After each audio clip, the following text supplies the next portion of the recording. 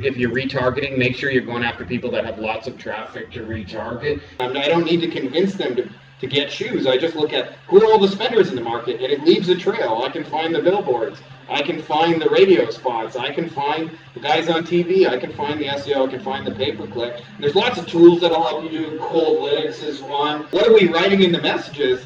Like, here, I got you a Coca-Cola. I notice you trying to get people to your webinar, and I found that this little retargeting ad will help you, or I found this little tweak to your landing page will help you, or I found that, like, you send this email, it'll help, or if you want to run this Facebook ad, you can get people into your webinar.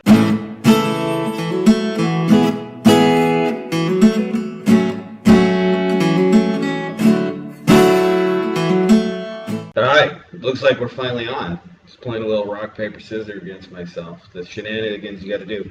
Just so you guys know, I always do weird shit because you hit a button on Facebook, you click go live, and then it hangs for like 10 or 15 seconds and you can't actually tell when you're live. So sometimes you talk too soon, it gets cut off, so I like to wait till I can see it. So I just entertain myself with different shenanigans. Jazz fingers, rock, paper, scissors, the good old games. Back in the day before everybody had a smartphone. Quick little announcement just before we get rocking and rolling. We're looking for 3 guinea pigs, and it's for those of you guys who are getting clients who say, oh, all your leads are bad or it's not working out. And if you've had issues with clients, especially because they don't know what to do, meaning they don't answer the phone, they can't answer basic questions, they don't know how to close people, they don't know what to say, they sound unfriendly, they don't ask for the sale. We've got an army of stay-at-home moms that has closed over 10,000 deals that has recently become available to us, and they have some openings. And for a flat rate of $10 a call, they will put them right into your client's calendar. We found that, like, a dentist may suck at answering their phone, or the front desk person may suck at answering the phone, but if you actually bring them somebody live and in person, they can usually close those. So there'd be no commitment, but we're looking for 3 guinea pigs to try that out. As always, you guys can also check out the mastermind. We're moving towards going after deal sources, as we've been kind of talking about in the group. I think deal source is just a smarter way of doing it. For when you go after clients one to many, it's a little bit more upfront effort, but man, it changes the game. What's up? Our man Hetty is here. So other than that, let's get into the good stuff. Let's get into the questions. I won't ramble on too long. Ladies and gentlemen, boys and girls, children of all ages, Frankie Finn proudly brings to you our weekly Q&A. Ba-dum-bum-bum. Just so you guys know, we got some background music. This is aquatic ambiance from Donkey Kong Country. If you guys remember 2 little monkeys on Super Nintendo swimming in the water, I find the music super relaxing. I like to listen to chill out music as I work, stuff without lyrics, because if it's got lyrics, I want to sing along, and so it distracts me. But if it's chill out music, works really well. Stole it from a very smart friend of mine named Gary Musler, who I called him one day and he was listening to piano music, and I said, Gary, do you hear piano? He says, oh, I always listen to like soft music when I work, so that's the idea. Anyways, let's get into it. Drew says, looking for your advice on something. I'm building back up and willing to pivot if it makes sense. I most likely want to do both, but wanted to devote initial energy to one. Number 1, retargeting campaigns on retainer plus ad spend for PI attorneys, maybe some other attorneys. 2, I've heard you talk about revenue share excitedly, starting with a thank you. You're special to their own email list. Still thinking attorneys, it sounds pretty great. Easy sell, profit first. Reminds me of the OG Frank Kern, Perry Belcher, Matt Basak offers from the good old days of IM. I'd like to get those off the ground ASAP. If you were restarting now, which would you focus on? Well, here's the thing, by the way. This is always a thing. I find a lot of people in my audience, they're smart people, and obviously, Drew, you're no exception. Smart people struggle with just narrowing down and focusing on things. Here's the truth. If you're smart, you could probably be successful with like 100 or even 1,000 different options. And so picking one is a challenge. I don't think about which one of these could bring me results or cash faster. It's usually where people their minds want to go is they go, what can pay me now? And I think it's a very short-sighted question. The question I ask myself is which one of these would be more fun for me for longer? Like which I almost sometimes want to think about, like if I could just do this forever. Like if I had to be stuck doing this one thing, what would it be? And the one I feel like I could do longer is the answer. Having said that, there is a deep, smart sort of methodology behind both of them, and the idea is really, really simple. Is you want to think about, like, if you think about a high ticket sale as like a football field, all right? So I've talked about this before, but in fantasy football, there's a thing called the goal line running back. It used to drive me crazy back in the day. I had both Kansas City Chiefs running backs, so I had Priest Holmes and Larry Johnson, and at some point, Priest Holmes would run the ball up the field, and then they would punch it in with Larry Johnson. There was a point in their career when they were doing both. And if the guy brings it 60 yards up the field, he would get 6 points. And if the guy ran it 1 yard into the end zone, he would get 6 points. And so you could never figure out which one to start, the guy who gets all the carries or the guy who pumps it into the end zone. I've had a few kind of situations like that. Well, if you think about a high ticket sale as a 100-yard football field, the coldest traffic is literally 100 yards away. And this is where most people start. And the reason they start there is because businesses say, we need more new clients, customers, patients, whatever. And the truth is, that's a belief they have, but in order to actually make more money, there's almost always opportunities 5-10 yards from the goal line. So they have opportunities to sell more to their list. You can retarget, you can take missed calls, you can help them close the calls they're getting. So there's all these opportunities that are like, they already generated the lead, the person's checked them out, the person's called them. Sometimes that person's already even bought from them. And so when I think about this, I think about like offers that are close to the whole. Having said that, both of these are close to the whole offer, so they'll both work. The suggestion to you is pick the one that's more fun, because I find after 16 years of doing this, fun is actually my first consideration. Because what I found is you can be financially viable, meaning you can make a lot of fucking money in a business you hate, but man, it's like pushing a boulder uphill every day. And if you have a business you love that you look forward to, like chatting with your people, hanging out, like the whole thing just gets easier, and I think you'll dig it more. So I would focus on the one of those two that is the more fun. You have my blessing on both because both of those work. They're both close to the hole. You're the 5-10 yard. Bring it into the end zone. You're already working in the red zone kind of situation. I will just say, if you're retargeting, make sure you're going after people that have lots of traffic to retarget. It'll be more valuable for like an attorney or whatever audience you pick that has 10,000 visitors than it will be for one who has 50. So think about like going after people who have like big audiences. Nikki Two Angels says, read what you posted about the advice to market your services to partners who are already working with people in your industry and niche instead of marketing directly to a client. If you were below a certain amount of revenue, how would you create an offer for them if your service is only looking for case studies out of your first 5 clients? So this is kind of a misnomer, Nikki Two Angels. When you're going after clients one-to-one, what they're often looking for is like proof that you can actually do the job. And so the biggest thing that'll do that is case studies and testimonials. I'm not saying it's the only way. If you have like a real plan, you can show it to them. When you're going after partners, it's a different game because they're not necessarily interested in case studies and all those things. They're just looking for good people that can help their people. And so the biggest risk that you represent to them is reputation. It's not a money thing at all, because if they say, oh, go use Nikki Two Angels, and you turn out to like screw their audience, then they're going to look like shit. So they'll test you out very slowly. So like for me, I remember when I built my first white label agency, I got a guy reach out to me and said, hey, I have this one client. Do you think you can help me with SEO? And we can try it for 30 days. And I said yes. And little unknown to me, he actually had hundreds of clients and was looking for somebody he could give all his hundreds of clients to, but he wanted to test it out slowly because he didn't want to burn his reputation in a single thing. And so when I was able to help him, like he went after, like more and did that kind of thing. So that's my way of saying, like, the way you go after them is not making an offer like, give me your audience and I'll give you some money. That's a misnomer, because usually by the time they've had success in an industry, they got money. So like more money is not going to change their life, not substantially usually.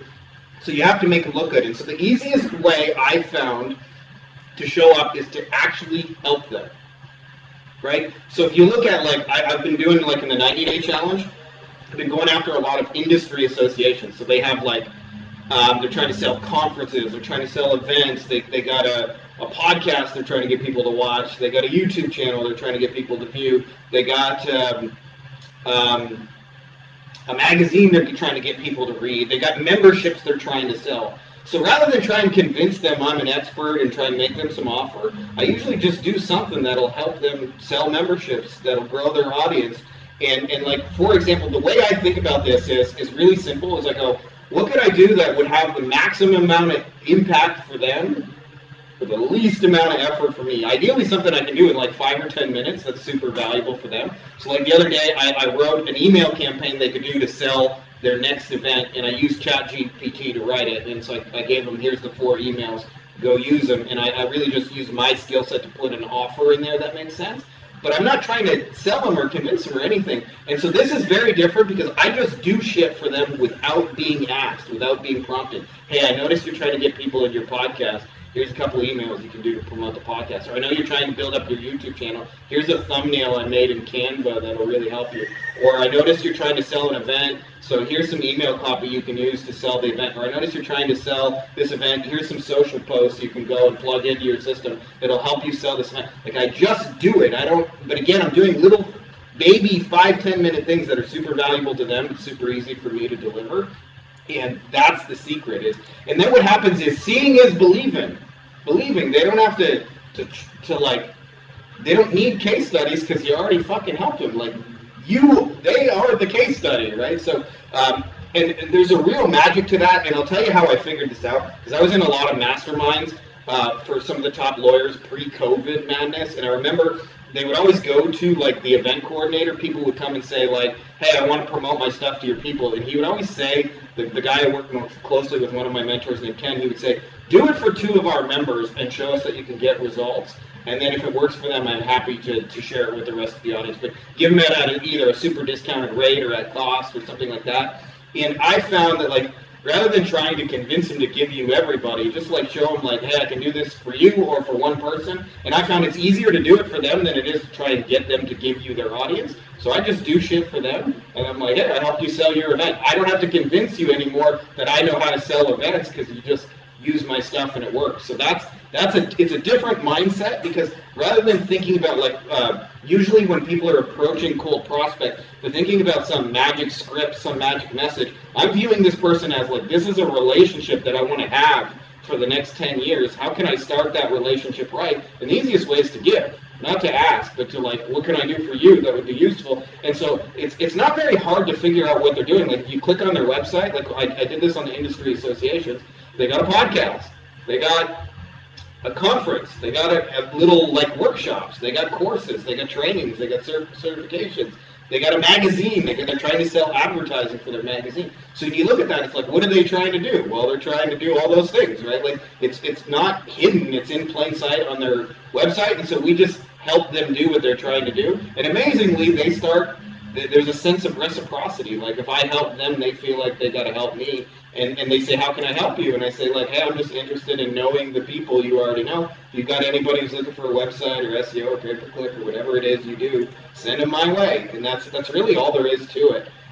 What I'm working on now is for our mastermind folks, and I'm probably like, not 100% there, but I'm getting closer every day, is like systematizing and organizing that. So we have a team of VAs who can help you with the implementation. So that, like, you can go after big players and have the VAs actually do all the heavy lifting. So we're not quite there, but that's like what's coming next down the pipeline. Ben says, have a client that wants to expand their advertising pay-per-click into HVAC. They've offered HVAC services for years, but we've never run ads for that side of the business. CPCs are, of course, high for anything that shows intent, $40. We'll be spending some budget on those types of searches, of course, but this group seems to be good at getting in the side door for much lower cost. So wondering if anybody has any ideas that I can put some thought into and speak to the team about. We're a Google Ads local SEO agency primarily, but happy to branch into other platforms if the idea looks solid. Hard to say for sure, Ben, because I don't know this market specifically to go into some details, but I'll tell you, one of the things that I ask myself, and it's a very simple question that Jay Abraham created, is I ask myself, what do they buy before, what do they buy after, and what do they buy instead of? So in the case of HVAC, like if the air conditioning is breaking down, like what are they going to purchase beforehand? Maybe like it turns out they're buying a circulating fan and find out like the fan doesn't do enough, right? Like I don't necessarily know the answer, so I'm just like kind of bullshitting a little bit of those specifics in your market. But if you know what they buy before, after, and instead of, you just market to those things. It's super easy. So like for example, like let's say you find out that before somebody fixes the air conditioning unit, they call the landlord first, right? well then you may just want to directly advertise to the landlords, right? So the key to finding all the side door opportunities is just figuring out which purchases accompany it. And then when you know that, or maybe they change the thermostat, and it may be 100 times cheaper to advertise people changing the thermostat. So I don't know what that is, but you have to like kind of do a deep dive into that market a little bit, and then you just advertise to usually the thing that comes one step before is where I'd like to advertise, which is why I say dinner and a show, right? Like you got a show for sale, and they're looking to buy dinner, or I mean, sorry, you got a show for sale. Like often it's way cheaper to advertise to people who are at dinner right now and looking for something to entertain themselves, and those are the same buyers who will buy your thing like a step later. One of my mentors describes a really awesome example. He used to sell these restaurant all in so like a cash machine / CRM where it processed all their orders, and he said the best people, they would register their restaurant 3 to 6 months earlier to get their liquor license, and then when they would come down the pipeline, that's when they. So he started buying the list of people who got the liquor license, and then 3 to 6 months later, he was the only one marketing to them. So that 3 months later, when they needed to get like a point of sale machine and all that, like they were the first ones they thought of, right? So if you can do that, you can often like market to people like way before the step.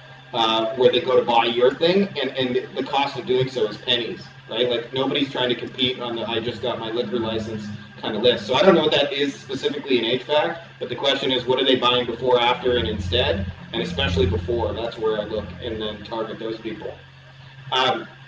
Tarek says, automated influencer marketing is just awesome. Rare find for sure, amazing creation. Frankie Finn after the previous Loom video marketing framework, love the work. Appreciate you saying that, Tarek. I want to share with you guys, like, this isn't necessarily a question, but like some of the deeper idea behind it. I'm a big believer in maximizing the ratio between impact you make for your clients and energy invested for you to do it. There's a lot of great solutions out there in the marketplace, but sometimes I find, like, in actually building and creating these cool things for your clients, like, you work your fucking ass off, and like there's a billion things for you guys to do and manage and all that stuff.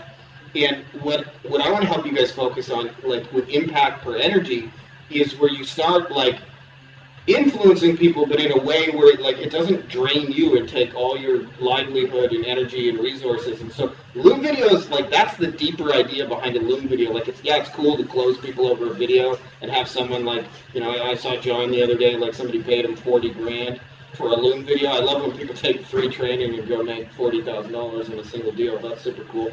But the deeper idea behind that is now he doesn't have to spend all day on calls and he doesn't have to train salespeople. And so the amount of energy required to make sales has gone down to this. In a video, you can like expand infinitely because it's a digital asset and a resource that can be like copied and pasted over and over and over. So the deeper idea behind like kind of automated influencer marketing is bringing deals to you, and there's a real magic to it as well because it shifts your agency from going after clients one-to-one, which I don't think is necessarily bad, but going after clients one-to-many. And an example of this is, for a lot of years, I would speak at a lot of the different legal conferences, national trial lawyers, the PILMA events, and stuff like that. And what would happen is it's not uncommon when you speak at, say, the national trial lawyers to walk off stage and close 5, 10, sometimes even like 15 clients all at once, like in a single thing. And a lot of people don't realize you can replicate this digitally and create it where clients come to you 5 at a time, 10 at a time, and you don't have to chase it all one to one to one. And like, I'm not against all the stuff everybody says, but like I hear all this, like you got to blast 10,000 outreach messages and hustle and do appointments. If you look at that from an energy point of view, like that's fucking exhausting. And like that may be good advice if you're young and single, but like if you got like me, like 3 kids, or you guys are parents, like I don't have fucking all day. Nor do I want to build the team and the resources to be cold messaging 10,000 strangers and doing 100 calls. So we got to maximize the amount of impact we make per the amount of energy invested. And that's the deeper idea. Because when you focus on that, you really help people, but you get to have a fucking life in the middle of it. Henrik, my man, good seeing you, says, thank you for the answer and the links yet. I cannot see the sales method you mentioned in the audiobook. We discovered a way to get clients, blah, blah, blah. Could you maybe talk about it here a little bit? Yeah, so there's a training in there, Henrik, on the page I sent you. It's our Loom methodology. It's probably what I'm most known for, and it's what we do to sign clients for $1,000 to $10,000 a month, agency services without getting on a phone call, without chasing them and all those things. And it's really what it is. Like, just so you guys know, like the deeper idea behind it is I've probably done, like, personally, like easily actually, I would say, like more than 1,000 sales calls over my life. And there's certain milestones you get through. And what I realized in most sales calls is, like, there's a period where you build rapport and you get to feel each other out and know each other. And then there's a point where, okay, now they've opened up to you, you've opened up to them, and you start to, like, dive deep into their business, and you dive into the painful points and what their life could look like after they solve that problem, like the before and after. And it usually takes like 30, 40 minutes to get to that point. And they're wondering the whole time, like they're just wondering, like a really basic question, like, what is this? And then inevitably, if you show them something that's like meaningful and relevant to them, they become interested. But then they wonder, like, will this work for me personally in my specific situation? Like, it's nice that okay, I see you guys have had success ranking websites, and that helps, with lead flow and all those things. But, like, will it work for me personally in my situation, in my city, with my website, with my reviews, all those things?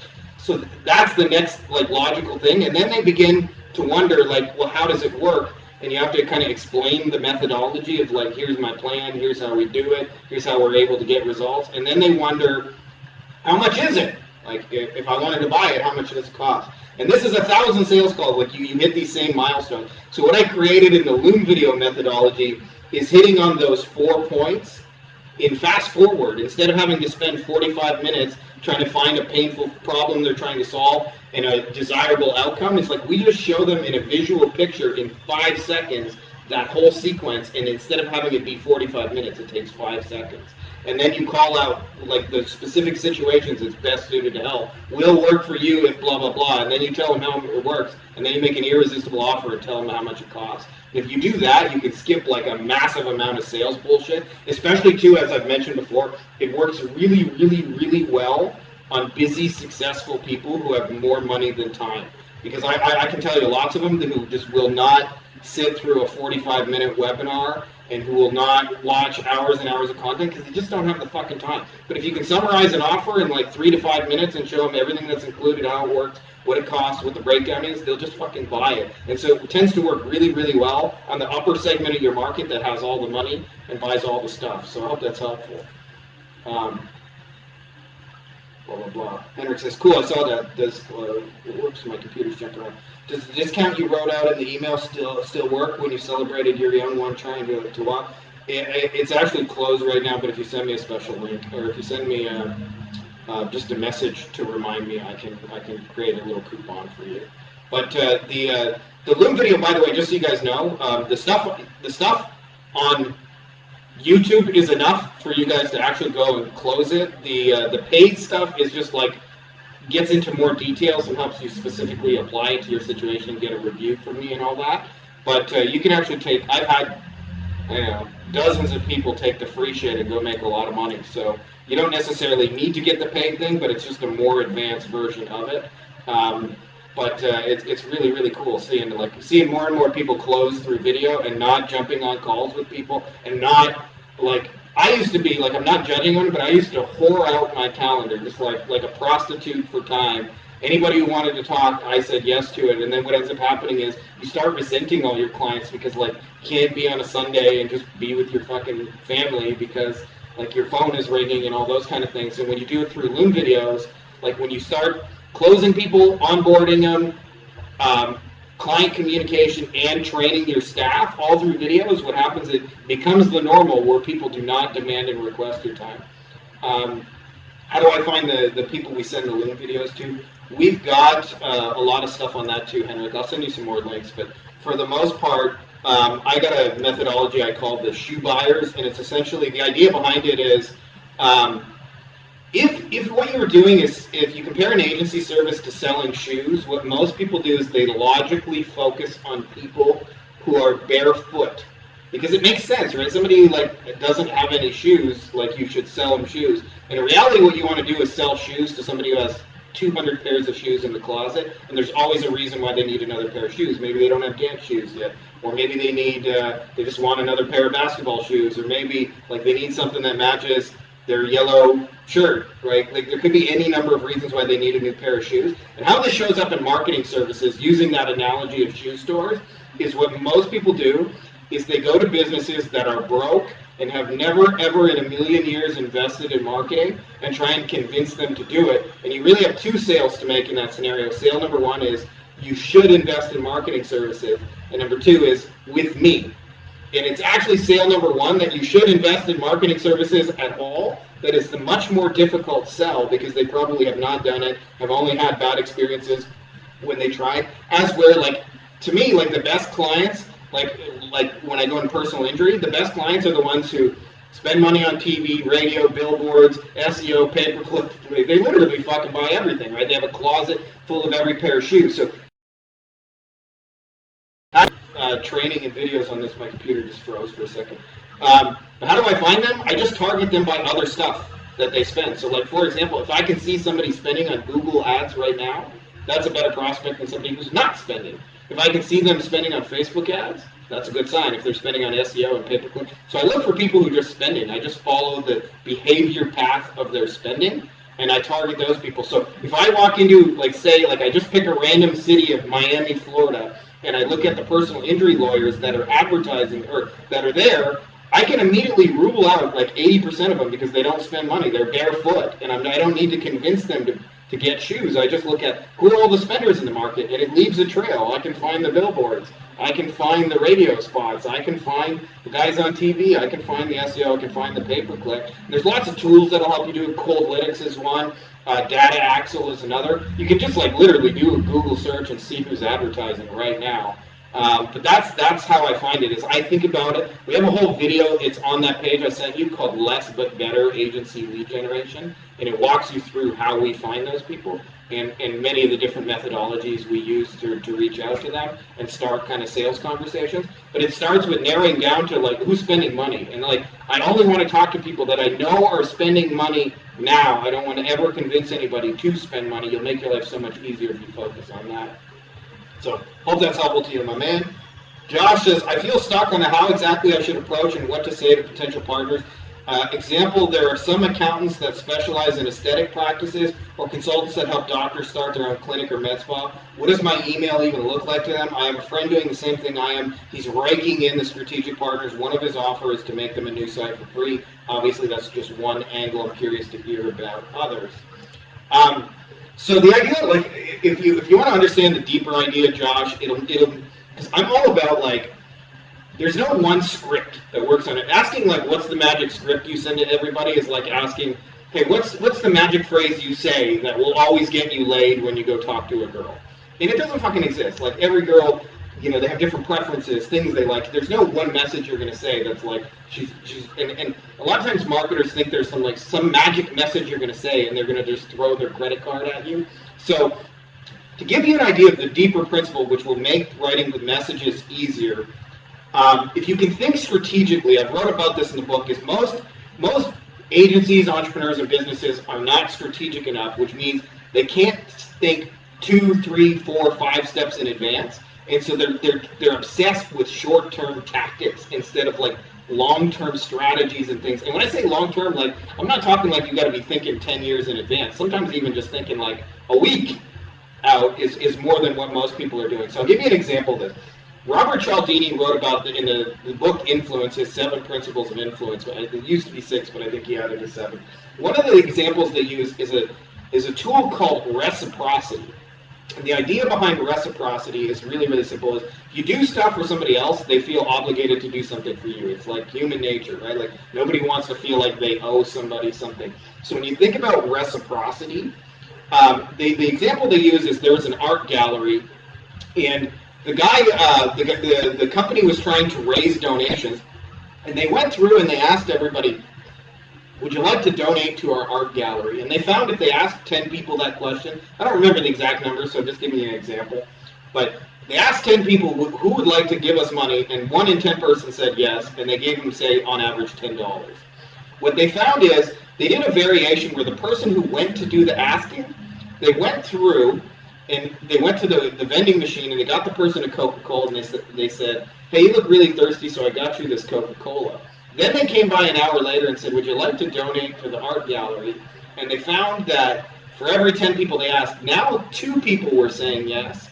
And they, on average, donated twice as much, meaning they gave them $40 in total instead of 10. So that's a simple way to 4x your results, is put a Coca-Cola before the ask, right? So if you think about that, that's strategic thinking in a nutshell. It's like, before I ask you an hour later, would you like to give me money, I'm going to do something and give something to you. So if you think about your friend's overall strategy, he's giving them a website first. Like, he doesn't have to convince him he has all this awesome web design skills and blah, blah, blah, because he's just giving him a website. If you choose your strategic partners carefully, this is one of the smartest things you can do. And I know there's a thing in our industry that says never, ever do anything for free, blah, blah, blah. And as a general rule, how most people approach it, that's good advice. But I want to give you an example of where that can actually be brilliant fucking advice. So some of you guys will know Justin Brook. We did an AI webinar together in the group. We used ChatGPT to create a webinar for those of you guys who haven't seen it. But he's a really well-known Facebook ads guy. One of the first things he did, his agency was brand new and struggling, is he got an idea for a retargeting ad, and he thought, who could really use this retargeting ad? And so he reached out with a box of brownies to Russell Brunson, the ClickFunnels guy, the Expert Secrets. A lot of you guys know Russell Brunson. And he said to him, I have this idea for retargeting. I just want to use you as a case study. I'm not looking to make any money off of you. Can I run this ad for you? And he ran it, and it worked. Like, I don't know if they crushed it or not, but like, they got enough meaningful results that Russell thought it was really cool. And Russell started referring him to his mastermind. Now, even if that never happened, by the way, now he can run a case study video and say, look what I did for Russell Brunson. And it's immediately going to convert better than any ad he's ever run in his entire fucking life, because it's Russell Brunson. Like, everybody knows who he is already. So in every industry, there are equivalent industry leaders that are like Russell Brunson, and I've been kind of like talking about this in the group, the 7 different types of people that like run an industry. But the best thing you can do is not show up with a message that says, hey, do you want to pitch my shit to your audience? The best messages are the ones that start with, hey, you looked thirsty, so I got you a Coca-Cola. Right? If you can really wrap your head around that level of strategic thinking, that's really what we're doing. And the best kind of Coca-Cola that works is with what they're trying to do already. So I mentioned earlier, there's industry associations that I've been working at. Like, they're trying to sell podcasts. They're trying to fill events. They're trying to get people into webinars. They're trying to get people to read their magazine. They're trying to sell sponsorships. They're trying to grow memberships. It's not even hidden. Like, the links are all over their website. That's what they're trying to do. So I focus on, like, hey, I got you a Coca-Cola, which looks like, to me, like, hey, I noticed you guys are trying to grow your YouTube channel, so I made you some thumbnails that'll make it easier for you to attract visitors and eyeballs to the videos you're already creating. And they're like, man, thanks, that's cool. And I might sometimes even give them like 2, 3, 4 Coca-Colas. And when they get suspicious, like, why are you just helping me out? I say, very, very simple. Like, I want to know the people you want to know. And it would be really helpful to me if I'm somebody that came off your tongue when you recommended. And I always say, like, hey, I'm old school, though. I'm not looking for you to just hand people over to me. Like, I'd love to help you and benefit you. And then if you think that that's worthwhile to send people my way, I would appreciate it. And what happens is, imagine, I'm already experiencing this, by the way. It took 20 days, start to finish, just so you guys know. This is 20 days from, like, give the Coca-Cola to now all of a sudden the benefits are coming, cyclical and repeating. Is imagine the difference between you send a cold message to a stranger and say, I got this thing for sale, let's jump on a call. And they have no idea who you are, what you're about, why they should work with you, and all they know is this one little message. They're like, at best, 2 out of 10, 3 out of 10 on the idea of working together, and you got to like really convince and arm twist, versus somebody goes to the industry expert and says, hey, like, I'm trying to get a website built, but I don't know what to do. And he says, oh, you got to talk to Frankie Finn, or you got to talk to Josh. That's the guy you want to talk to. They're the expert at this. Like, imagine how much easier that sale is when somebody they like, know, and trust is a 10 out of 10 in their world, says you. They immediately become at least an 8, at least a 9. They become the easiest sales calls you've ever had to close. They become price irrelevant. They don't shop around. They trust you know what to do and know how to work. And that's if you can think, just like, before I get to the ask, let me give you like 2, 3 valuable things that'll help you. So if you can think like that and help them, amazingly, it'll come to you. But you have to first put their mission first, above your own, which means you probably have a service you want to sell. You probably got a website service or a Facebook ads or a Google ads or a thing that you actually want to put out into the world and get people to buy. But before you do that, you have to help them with their mission and give them little bite-sized pieces of your Coca-Cola. And then, to answer your original question, what are we writing in the messages? Like, here, I got you a Coca-Cola. I noticed you're trying to get people to your webinar, and I found that this little retargeting ad will help you, or I found this little tweak to your landing page will help you, or I found that, like, you send this email, it'll help, or if you want to run this Facebook ad, you can get people into your webinar, or this little script after they register will help them to book calls with you, or whatever it is. Like, you can, there's 18 different things. So you have to use your creativity. What I'm systematizing for our mastermind folks is VAs who can do this for you and have like 8 or 10 things, like tricks they can pull out of the bag to be able to be helpful to almost anybody.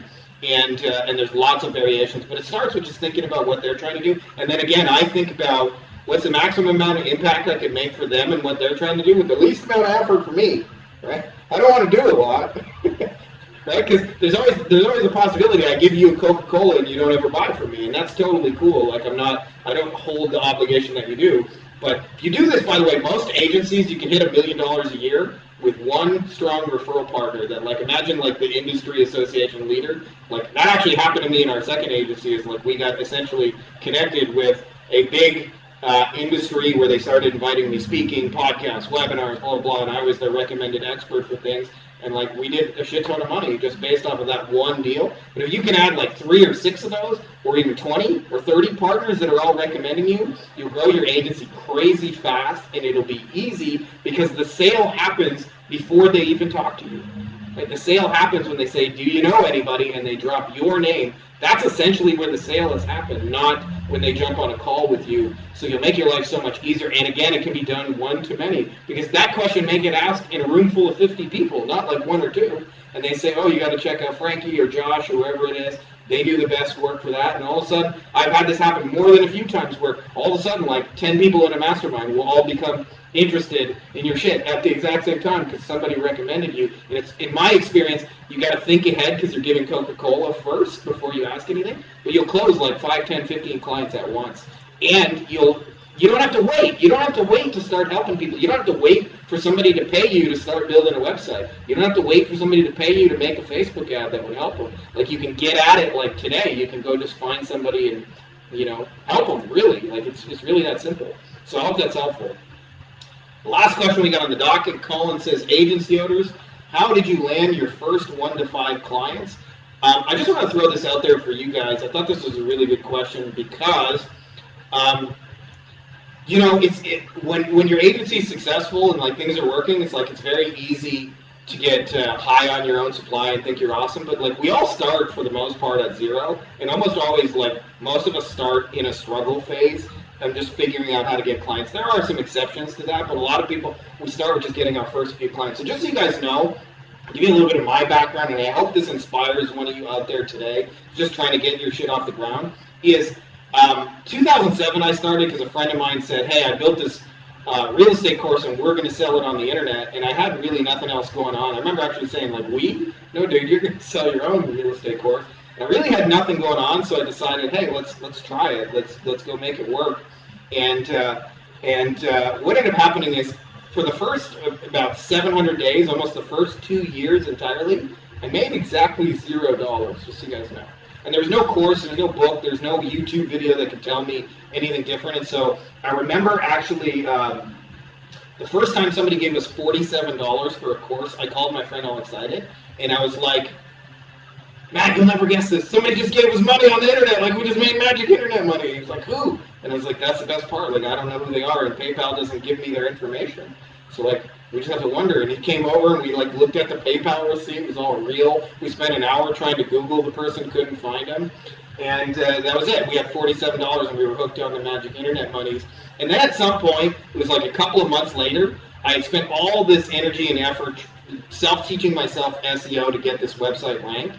somebody called me and said, hey, we'd like to buy your website, and I don't remember the exact amount of money, but it was way more than I was making, and it made no sense to continue with it. So I said to that person, okay, I'll do it, kind of thing.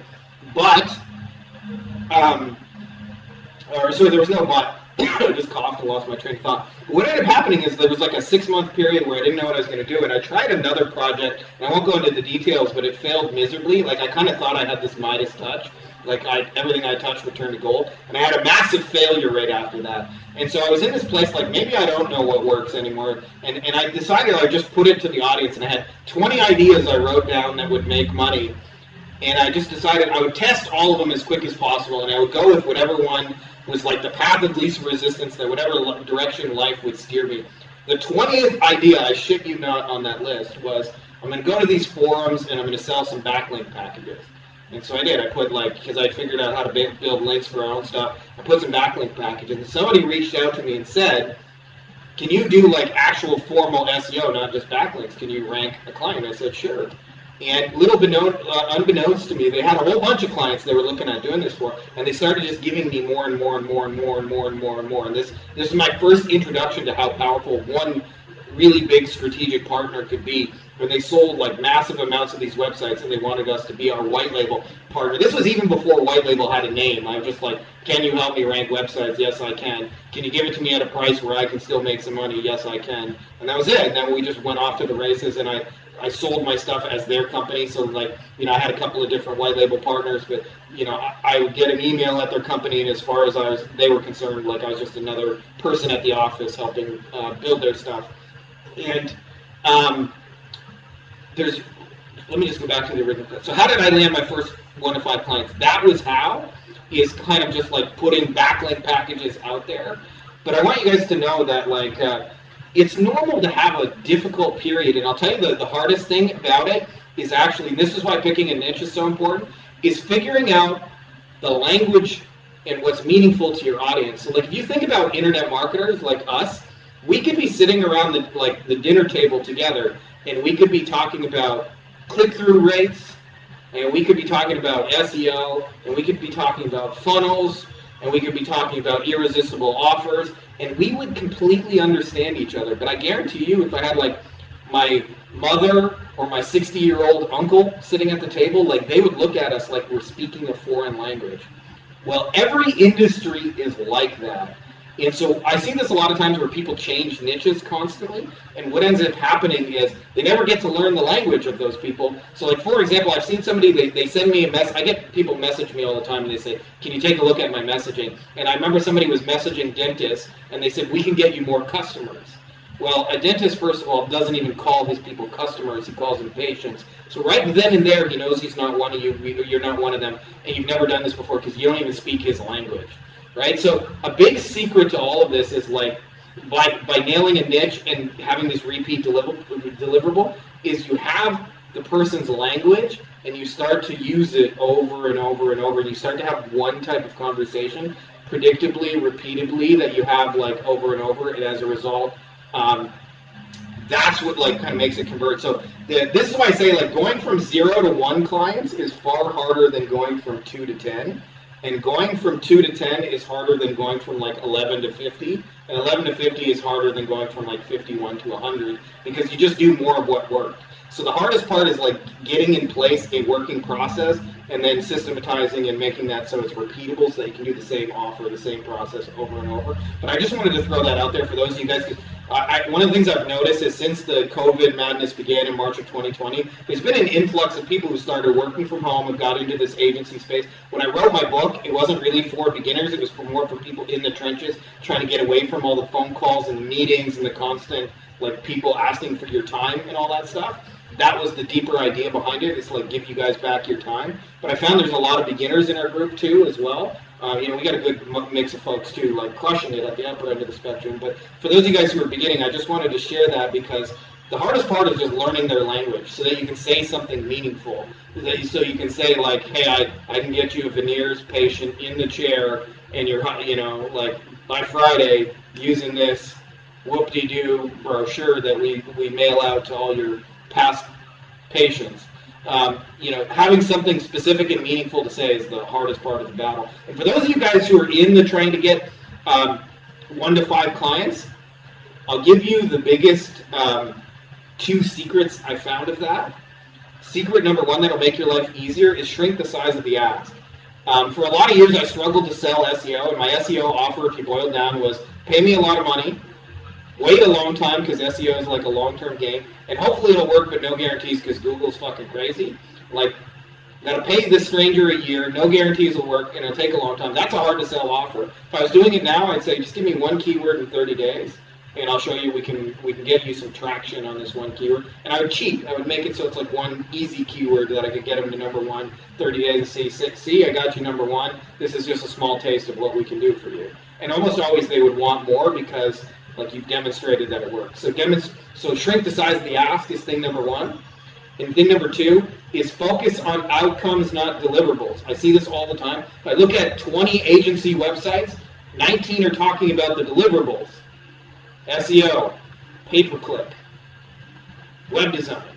And they're not talking enough about the outcome as like, we're going to get you 5 patients in the chair, or we're going to, get you a concrete job, or we're going to, like, the outcomes, like what your market actually wants. If you shrink the size of the ask and focus on outcomes, you'll get clients way faster. It's a lot easier to do because you represent less risk to them overall, and you're talking about the things that matter to them. You do those 2 things, you'll make your life a whole bunch easier. So hope that's helpful. As mentioned, those of you guys who missed the intro, we're looking for 3 guinea pigs. For those of you guys who are getting to people who say, hey, all my leads are bad, and they complain about your lead quality, and it's usually, if you're doing a good job, it's more them than you, meaning like they don't know how to answer the phone, they don't know how to answer basic questions, they don't ask for the sale, they half the time they don't call people back, things like that. They take days to show up and they let people cool off and those kind of things. If you found that to be the case, we have a team that has just recently become available of 10,000, or that's closed over 10,000 calls, and what they will do is they're stay-at-home American-speaking moms.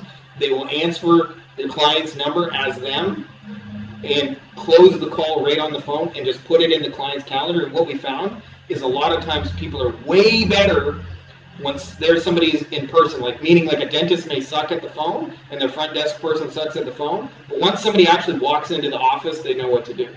And so this just skips them all together and just has people walk in the office. And you can do this for $10 per actual like booked dealio. And there's no minimums and obligation. We're testing something out. For a long time, this is one of our awesome mastermind members, Ross, has basically done this for himself, and now for different reasons has a little bit of availability on his own team. And so we're looking to supplement the payroll by helping a couple of you guys close those deals. If you're interested in that, shoot me a message. As I mentioned, it's just $10 a booked appointment. There's no minimums or anything like that. And the real benefit for this for you will be, instead of having clients leave after 2 or 3 months and leave pissed off, they're still paying you 3, 4, 5 years later, and you have a demonstrable ROI. And trust me on this, I've tried like literally fucking everything to deal with your leads suck.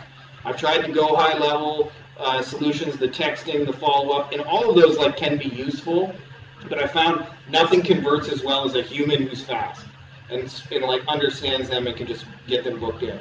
So I'm not against any of the AI chatbots and all those things, but like a real human in this day and age just works the fucking best. Especially if you have an older demographic. Like, yeah, younger people may want to text, but if you're dealing with like older demographics, the ones who have money, like if you're selling financial advice, they're not going to text you, they're not going to respond to you, go high level stuff. But if you can get a real human to talk to them in real time and actually just close them, like they'll close way more deals. So if you guys are interested in that, you can shoot me a message privately and I'll talk to you about that. And that's all I got for you guys. Much love and may the force be with you. Hey guys, if you like this video, you'll also like my book on Amazon called Beyond the Agency Box, which you can also find by my name, Frankie Finn, and it's got a lot of awesome reviews. And it really just goes deeper on a lot of things we're talking about, everything you need to grow and start a lifestyle agency, from the stages you'll go through to getting clients, to how to create winning offers, to high value deliverables, to wowing clients, to building teams, to building systems, and building a boring factory that's like a 7-figure money machine for you. So if you're interested, I put links for you in the video description, as well as it'll be in the pinned top comment below, and make sure to check those out.